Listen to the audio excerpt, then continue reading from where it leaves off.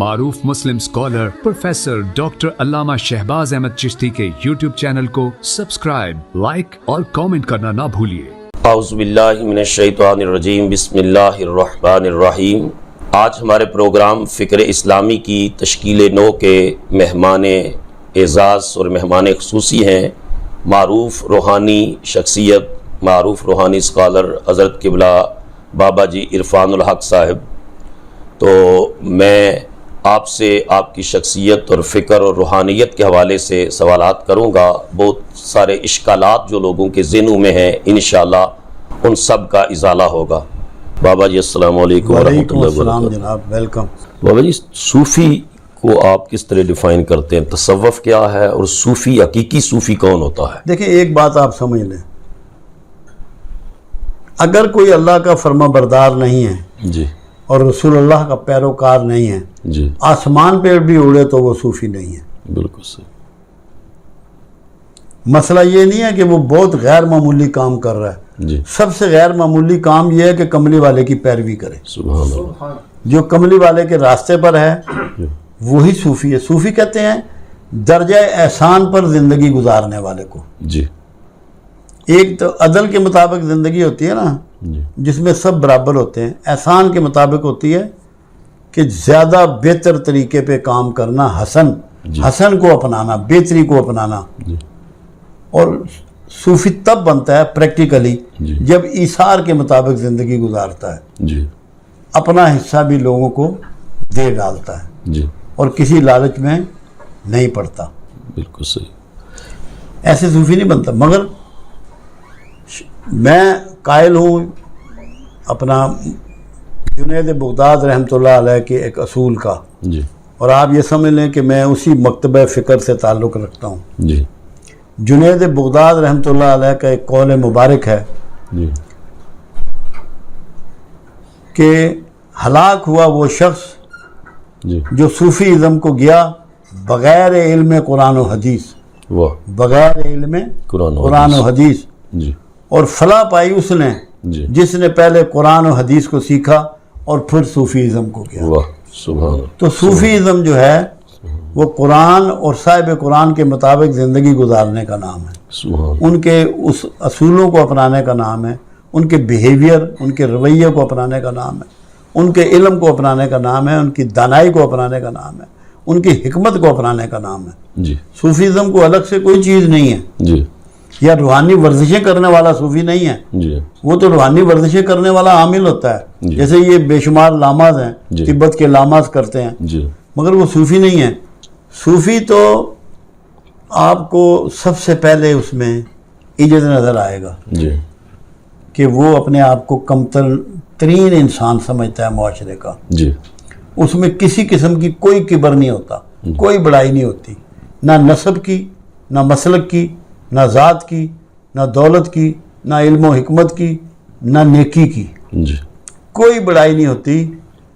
وہ تو بانٹنے والا ہوتا ہے اور تقسیم کرنا اس کا مشن ہوتا ہے۔ جی تو بابا جی یہ کہتے ہیں کہ یہ جو جدید تعلیم والے کہتے ہیں کہ ہم تو فزیکل ورلڈ سے تعلق رکھتے ہیں اور یہ روحانیت اور اسپرچویلٹی یہ تو میٹا فزیکل ہے، ما بعد الطبیعات۔ تو ما بعد الطبیعات کی چیزوں کو ان طبیعات والوں کے سامنے ہم کس طرح ثابت دیکھیں کر ایک سکتے بات آپ سمجھیں، جی جتنے انسان ہیں جی ایک چیز ان کا مادی جسم ہے، جی مادی جسم ہے نا، جی یہ تو نظر آ رہا ہے، فزیکل ہے نا۔ جی بالکل جو تھاٹس ہیں جی وہ تو فزیکل نہیں ہے۔ جی آنکھوں میں جو بینائی ہے یہ بھی فزیکل ہے، یہ بھی فزیکل نہیں ہے۔ جی جو کانوں سے آپ سنتے ہیں وہ بھی فزیکل نہیں ہے، جی خواب بھی فزیکل نہیں ہے، جی جو آپ کو الہامی طور پہ علم عطا ہوتا ہے وہ بھی فزیکل نہیں ہے، جی جس سے ہم سب زندگی گزار رہے ہیں۔ دنیا میں آج جتنے علوم ہیں، جتنے سائنٹسٹ ہیں، ان کو وجدان ہوا ہے، جی وجدان سے انہوں نے چیزیں ایجاد کی ہیں۔ جی اور جب پیغمبروں کی بات ہوتی ہے تو اس کو وہی کہتے ہیں، جی انہیں اللہ الفاظ بھی دیتا ہے، معنی بھی دیتا ہے، جی ساری بات دیتا ہے۔ جی یہ سب نان فزیکل ہیں۔ جی اطمینان کیا چیز ہے؟ فزیکل ہے، نان جی فزیکل نان چیز ہے۔ فزیکل جی بالکل خوشی کیا چیز ہے؟ کوئی فزیکل چیز ہے؟ نان فزیکل چیز ہے. جی. غم کیا چیز ہے؟ فزیکل ہے، نان فزیکل چیز ہے. جی. جو چیزیں آپ محسوس کرتے ہیں وہ فزیکل نہیں ہیں، جی. وہ سب نان فزیکل ہیں، اور وہی آپ کا اصل ہے. جی. آپ کا دل ہے اندر، آپ کو نظر ہی نہیں آ رہا، جی. مگر اس کی جو دھڑکن ہے وہ تو فزیکل نہیں ہے. بالکل.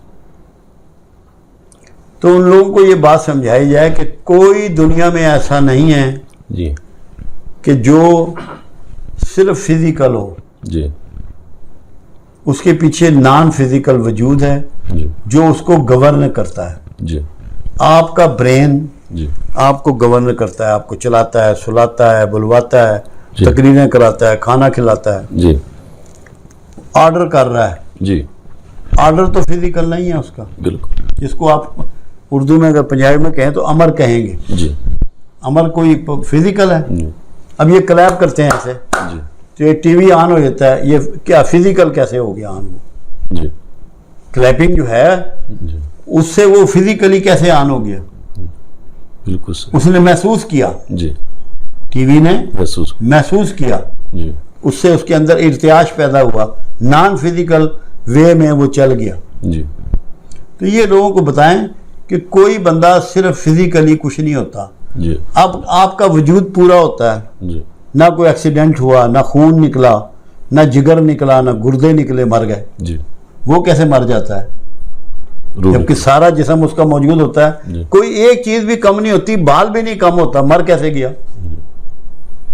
روح نکلی نان تو پھر وہ روح کیا چیز ہے؟ وہ نان فزیکل. بالکل صحیح. ورنہ مرے نا. جی. بھائی کہو بھائی اس کو اس میں دوبارہ اس میں انجیکشن لگاؤ، اس کو خون چالو کرو، اس کا دل چالو کرو، زندہ کر لینا. مگر وہ جو نان فزیکل چیز ہے وہ نکل گئی، جی. جو اس کو چلا رہی تھی، اس کو حرکت دے رہی تھی. بالکل صحیح. بہت شاندار. بابا جی آپ نے ایک سوال کے جواب میں پہلے فرمایا مراقبہ آپ نے کیا مختلف جگہوں پر.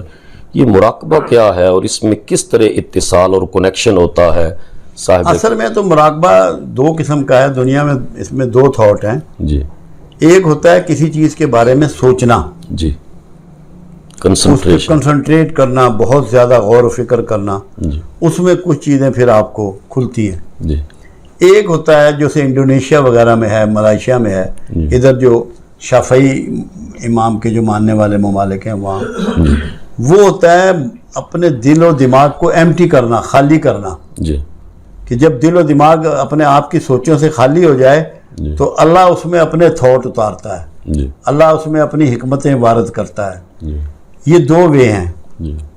تو ہم جب مراقبہ کرتے ہیں تو صرف ہم اپنے آپ کو ایمٹی کرتے ہیں. جی. اور یہ ذہن میں ہوتا ہے کہ اللہ سے کوئی آگاہی چاہیے. جی. جو آگاہی اللہ دے. اگر میں پہلے سے سوچوں گا کہ مجھے یہ آگاہی چاہیے تو میرا مراقبہ درست نہیں ہوگا. خالی کرنا ہے، خالی بالکل ایسے جیسے برتن خالی کریں تو اس میں نور آ جاتا ہے، اس میں دودھ آ جاتا ہے، اس میں کوئی کھانے کی چیز آ جاتی ہے. سبحان. خالی اپنے آپ کو ایمٹی کرنا. سب سے پہلے ایمٹی کس چیز سے کرنا ہے؟ ہر قسم کی عصبیت، غصہ، نفرت، شدت سے. جی. اس کے بعد محبتوں سے بھی خالی کرنا ہے. جی. یہ بات یاد رکھیے. جی. آپ بالکل خالی ہوں، پھر اللہ کی طرف سے حکمتیں اور دانائیاں آپ پر وارد ہوں گی. بالکل. مادی دنیا میں بابا جی اس وقت چونکہ ہر شخص مادیت کی دوڑ میں ہے اور لگژری لائف کے لیے اور زیادہ سے زیادہ سہولیات کی تلاش میں دن رات ایک کیے ہوئے ہیں. لوگ 18 20 گھنٹے کام کرتے ہیں. ان حالات میں لوگوں کو روحانیت کی طرف کس طرح موڑا جا سکتا ہے؟ دیکھیے جی، ایک بات اس میں بالکل سیدھی ہے، بالکل سیدھی طرح لوگ مڑ سکتے ہیں. جی. جو بھی شخص بے شمار پیسہ کما رہا ہے، جی. بے شمار اس کی فیسلٹیز ہیں، بڑا کام کر رہا ہے، گاڑیاں بنا رہا ہے، کوٹھے بنا رہا ہے، جی. اس سے یہ سوال کریں جی. کیا تیری لائف میں سیٹسفیکشن اویلیبل ہے؟ Are you satisfied? تیری ساؤنڈ سلیپ ہے؟ جی. تیری بیوی تجھ سے راضی ہے؟ واہ. تیرے بچے تیرے فرما بردار ہیں؟ تجھے بیماریوں کا ڈر نہیں ہے، پیسہ ضائع ہونے کا ڈر نہیں ہے، تو خوف میں مبتلا نہیں ہے، تو گلٹ میں مبتلا نہیں ہے. جتنے یہ کمانے والے ہیں اور جتنے امیر ہونے والے ہیں جی میں آپ کو یقین سے کہتا ہوں یہ سب گلٹ میں مبتلا ہیں. جی اور گلٹ جب تک اندر موجود ہے سیٹسفیکشن موجود نہیں ہے. دو چیزیں ایک ہی جسم میں نہیں رہیں گی. اگر گلٹ ہوگا تو سیٹسفیکشن نہیں ہوگی, جی سیٹسفیکشن ہوگی تو گلٹ نہیں ہوگا. جی گلٹ کو ریموو کرنا ہے کہ میرے ہاتھ اور زبان سے کسی کو کبھی دکھ نہ پہنچے, جی ورنہ گلٹ میرے اندر پیدا ہو جائے گا. اور امیر ہونے کے لیے ایکسپلائٹیشن ضروری ہے. کسی بھی شکل میں آپ انسانیت کی, سوسائٹی کی ایکسپلائٹیشن جاری کرتے ہیں تب اتنی جلدی امیر ہوتے ہیں, ورنہ ہو نہیں سکتے. اور اس کے لیے فارمولہ ہے. جی آپ یہ دیکھیے کہ رسالت مآب صلی اللہ علیہ وسلم نے امت کے لیے, اپنے لیے, اصحاب رسول کے لیے کبھی مال کی دعا فرمائی ہے تو مجھے بتا دیں کہ میری امت کو اللہ امیر کر دے, انہیں مال دے دے. اگر فرمائی ہے تو مجھے بتا دیں.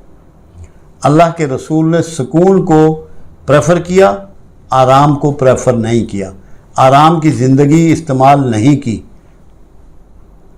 چمڑے کے کھال والے, اس میں پرال بھری ہوئی بستر, جی کھردرے سے جوتے, کھردرے کپڑے, پیون لگے ہوئے, جی جو کی روٹی, باجرہ یا کیا کہتے ہیں اس کو, ستو, جی تھوڑا سا پانی, جی کھجوریں, جی کم کھایا, کم پہنا, کم سویا. آرام کے روٹ پر نہیں چلے, جی سکون کے روٹ پر چلے. جی اللہ کو یاد کیا, ذکر کیا, استغفار دن میں کیا, لوگوں کی خدمت کی, لوگوں کو تعلیم دی, دین کی تبلیغ کی. جو غیر مادی چیزیں تھیں اس سے سکون ملتا ہے, جی اور مادی چیزوں کے حصول سے آرام ملتا ہے. آرام آپ کو اصل سکون سے دور کر دیتا ہے. واہ کیا بات. آپ کے اندر کنفیوژن پیدا ہوتے ہیں, آپ کے اندر گلٹ پیدا ہوتا ہے. جی اور گلٹ اگر موجود ہے تو آپ سمجھ لیں کہ آپ نے دوزخ کا ٹکٹ خرید لیا ہے. اگر گلٹ آپ نے نکال دیا, خوف آپ کے اندر سے نکل گیا, تو آپ یہیں رہتے ہوئے جنت کے مسافر ہیں. ماشاء اللہ کیا بات. بابا جی یہ جو مغرب میں پروان چڑھنے والی نسل ہے جن کے ماں باپ امریکہ میں آئے اور یورپ میں, اور ان نے یہاں مزدوری کی, بچے وہاں کے سٹیزن ہیں, پیدا ہوئے, اب وہ کرائسس آف آئیڈینٹیفیکیشن کا شکار ہیں, شناخت کا بحران کہ ہم پاکستانی ہیں یا ہم امریکی ہیں, ہم مسلمان بھی ہیں, اسلامی شناخت. تو وہ کس طرح اپنی دینی شناخت کو برقرار رکھ سکتے ہیں اس ماحول میں رہ کر؟ یہ گناہ ہے ان کے والدین کا, جی جنہوں نے اپنی آئیڈینٹی بدل لی. جی ان کے والدین نے وہ طریقے اختیار کیے جو مغرب کے طریقے تھے. جی اگر ان کے والدین وہاں رہتے ہوئے بے شک وہاں کماتے ہیں, مزدوری کرتے, مگر اپنے اسلاف کے طریقے, اپنے رسم و رواج, اپنے لباس, اپنے دستور, اپنی زبان کو نہ چھوڑتے, جی تو یہ مسئلہ پیدا نہیں ہونا تھا. جی آپ سکھ برادری کو دیکھیں, جی ان کی پگڑی آج بھی قائم ہے, جی ان کے گردواروں میں لنگر آج بھی قائم ہے, جی ان کے زندگی کے اسلوب آج بھی قائم ہے, اور ان کی اولادیں ان کے پیٹرن پہ ہیں. جی ہم نے اپنا پیٹرن خود چھوڑا ہے, ہمارے بڑوں نے کمانے کے چکر میں, اور یہ بھول گئے. اب کیا ہے, اب سب پچھتا رہے ہیں. بیٹی کسی سکھ کے ساتھ جا رہی ہے, جی کسی کالے کے ساتھ جا رہی ہے, بیٹے کے ساتھ گوری لگی ہوئی ہے, یا ہندنی کو لگی ہوئی ہے, یا کوئی اور مذہب کا, یعنی کہ تمیز ختم ہو گئی ہے. جی یہ تب ہوگی, ابھی بھی ٹائم ہے کہ ماں باپ اپنا رویہ بدل لیں. جی گھروں میں دین کی باتیں نہ کریں, جی سچ بولیں, اخلاق سے پیش آئیں, وقت پہ نماز پڑھیں, لباس پاکیزہ پہنیں, عورتوں کو ایسے لباس دیں کہ نیکڈ نظر نہ آئیں. وہ جی بھلے وہ باہر نوکریاں کریں, جی بھلے وہ جاب کریں, مگر ڈھنگ ہوتے ہیں. جی ڈھنگ بہتر کریں اپنے, بچوں کو کچھ نہ کہیں, جی اور اس کے بعد بچوں کو ٹائم دیں. جی جب بچوں کو ٹائم دیں گے, بچوں سے بیٹھ کے نصیحتیں نہیں کرنی بچوں کو. جی جس نے ماں باپ سے اولاد کو دور کیا ہے وہ نصیحتیں ہیں. کیا بات. نصیحت جو ہے یہ آپ کو دور کر دیتی ہے. آپ نے محبت کرنی ہے بچوں سے, لو کرنی ہے. کیا بات. جب ان کو آپ لو دیں گے وہ آپ کو اڈاپٹ کر لیں گے. اگر آپ نصیحتیں کریں گے تو کتابوں میں بھی بہت پڑھتے ہیں, سچ بولنا چاہیے, غیبت نہیں کرنی چاہیے, بددیانتی نہیں کرنی چاہیے, کوئی اثر نہیں ہوتا.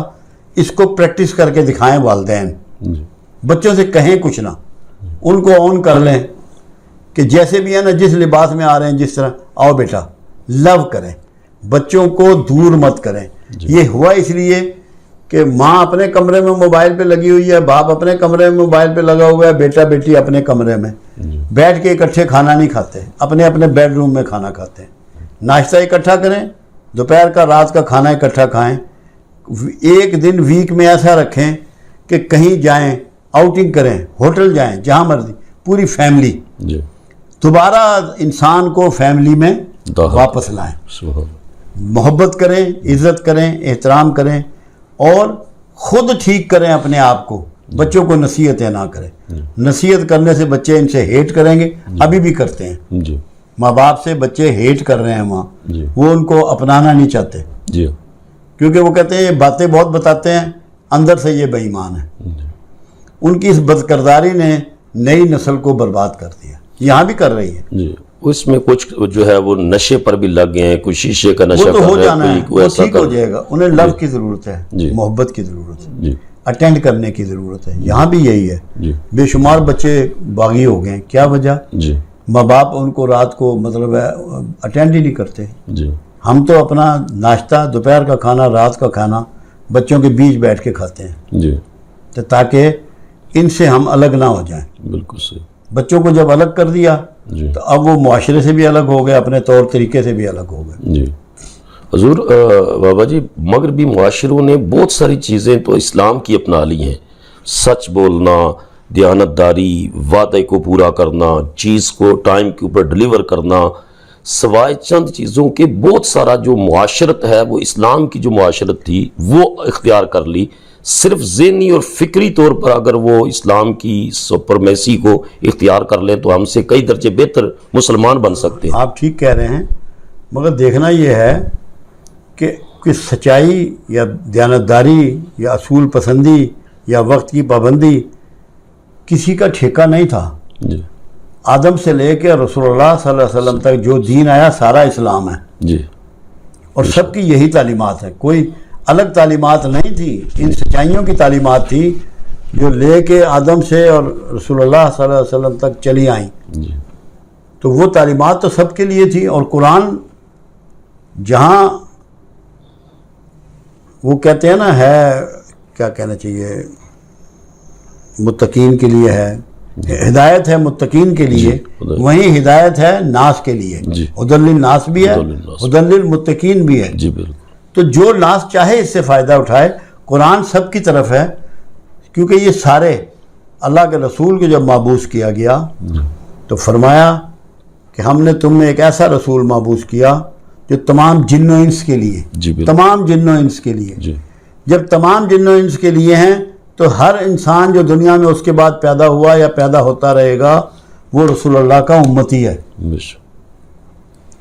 ہم وہ امتی ہیں جنہوں نے بجلی چلی گئی، اس کو قبول کر لیا، رسول اللہ صلی اللہ علیہ وسلم کے طریقے کو، اور ایمان لے آئے۔ کچھ امتی وہ ہیں جنہوں نے اس کو قبول نہیں کیا، مگر کیونکہ قیامت میں ہر پیغمبر کہے گا لوگوں سے کہ جاؤ کملی والے کے پاس۔ بے شک۔ اگر وہ امتی نہیں ہوں گے تو وہاں کیسے جائیں گے؟ بے شک۔ شفاعت اس لیے ہوگی کہ رسول اللہ کو اللہ نے رحمت للعالمین بنایا، بے شک، کہ آپ کی رحمت سب پر پھیلی ہوئی ہوگی۔ آپ اگر کوئی اچھے کام اہل مغرب کر رہے ہیں تو آپ اس کو سلوٹ کریں تاکہ آپ کی رحمت اس تک پہنچے۔ اعتراض کسی پہ نہ کریں۔ ہمارے پرابلم یہ ہو گیا ہے، ہر بندہ ہم میں سے اعتراض ضرور کرتا ہے، اعتراض کرنے والے کو خود کچھ نصیب نہیں ہوتا، نہ اسے حکمت ملتی ہے، نہ رحمت ملتی ہے، نہ دانائی ملتی ہے۔ یہ ہمارے وہاں جو بگاڑ زیادہ آ رہا ہے اس کی وجہ یہ ہے کہ ہم دوسروں پہ اعتراض کرتے ہیں، اپنے بچوں کے سامنے دوسروں کے عیب کھوجتے ہیں، عیب نکالتے ہیں۔ بالکل، یہ نہیں کرنا، یہ ساری تباہی ہے۔